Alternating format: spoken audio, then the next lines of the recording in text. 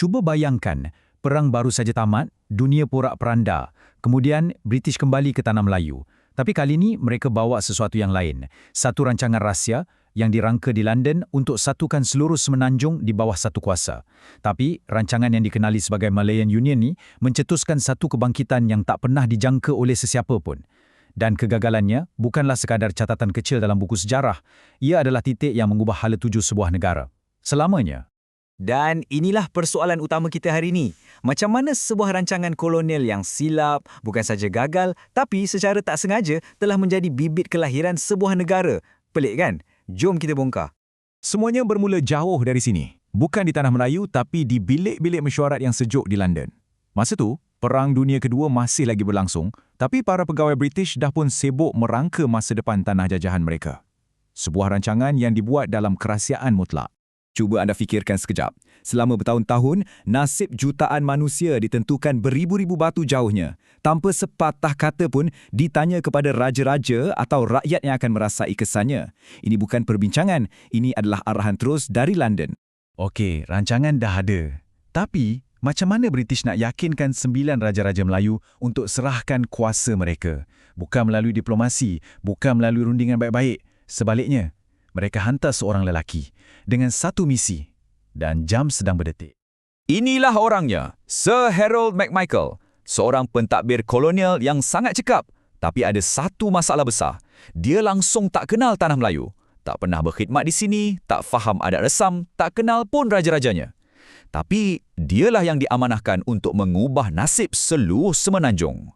Misinya, kena dapatkan tanda tangan ke semua 9 pemerintah berdaulat. Masa yang diberikan hanya 22 hari. Gila kan? Tak sampai sebulan untuk merombak struktur kuasa yang dah wujud berabad-abad lamanya. Mungkinkah ia berjaya? Senang cerita. Ini bukan rundingan. Ini ugutan. Mesej McMichael kepada setiap sultan sangat mudah. Tanda tangan atau kami akan lucutkan tahta anda. Alasannya, kononnya bekerjasama dengan Jepun semasa perang. Ia adalah satu tawaran yang mustahil untuk ditolak. Jadi, apa sebenarnya yang ada dalam dokumen yang dipaksa tanda tangan ni? Ia bukan sekadar perjanjian biasa. Oh, tidak. Ia adalah satu rombakan total. Sesuatu yang akan mengubah landscape politik Tanah Melayu buat selama-lamanya.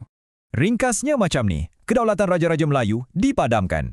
Dari pemerintah berdaulat, mereka kini hanya menjadi penasihat dalam hal agama dan adat sahaja. Dan yang paling penting, Tanah Melayu bukan lagi negeri naungan, tetapi secara rasmi menjadi tanah jajahan British. Noktah. Tapi tunggu, ada lagi. Bahagian yang paling meletup dan mencetuskan kontroversi ialah satu peraturan baru tentang kewarganegaraan. Namanya Jus Soli. Dan inilah bom jangka yang kedua. Prinsip Jus Soli ini bermakna, dalam sekelip mata, konsep kerakyatan dirombak sepenuhnya. Ia memberikan hak yang sama kepada semua orang yang lahir di Tanah Melayu, tak kira asal-usul. Bagi ramai orang Melayu ketika itu, ini dilihat sebagai satu ancaman langsung kepada kedudukan dan masa depan mereka.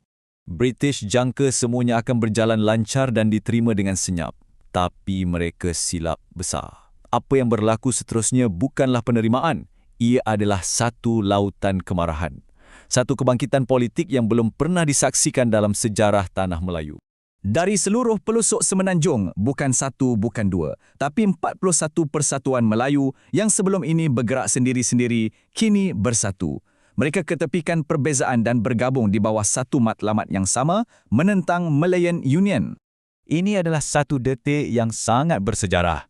Ancaman Malayan Union telah menempa satu identiti politik yang bersatu, di mana sebelum ini ia tidak pernah wujud. Orang Melayu dari negeri-negeri yang berbeza kini berdiri bahu-membahu dalam satu perjuangan. Penentangan ini bukan sekadar protes biasa. Ia adalah satu gerakan yang sangat teratur. UMNO ditubuhkan untuk menjadi suara politik mereka. Para sultan sendiri turut memboikot perlantikan gubernur.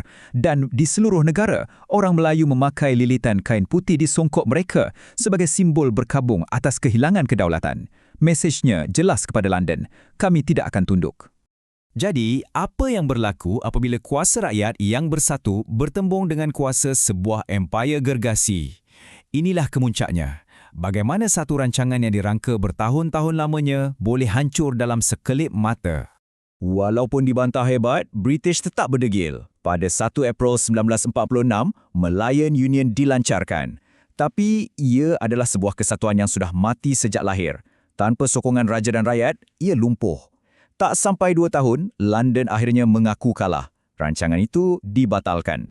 Kemenangan ini jelas kelihatan pada penggantinya, Persekutuan Tanah Melayu 1948. Ia membatalkan hampir semua perkara yang dibantah. Kedaulatan Sultan dipulihkan, syarat kerakyatan diperketat semula. Ini adalah bukti kukuh bahawa suara rakyat yang bersatu telah didengari dan dihormati. Jadi kenapa polisi gagal yang hanya bertahan tak sampai 2 tahun ni begitu penting untuk kita fahami hari ini? Kerana ironinya, warisan terbesarnya terletak pada kegagalannya itu sendiri. Inilah legasi sebenar Malayan Union. Kesilapan besar British ini secara tidak sengaja telah menjadi pemangkin. Ia menyatukan orang Melayu yang sebelum ini berpecah mengikut negeri. Ia melahirkan semangat nasionalisme yang membara. Dan semangat inilah yang akhirnya membuka jalan menuju kemerdekaan. Ini meninggalkan kita dengan satu persoalan yang menarik kan? Malayan Union memang satu kesilapan. Tetapi tanpa kesilapan itu, adakah semangat kebangsaan akan lahir secepat dan sekuat itu? Mungkin detik paling penting dalam sejarah sebuah negara bukanlah kemenangan yang dirancang, tetapi kebangkitan menentang satu kesilapan yang hampir memusnahkan segalanya.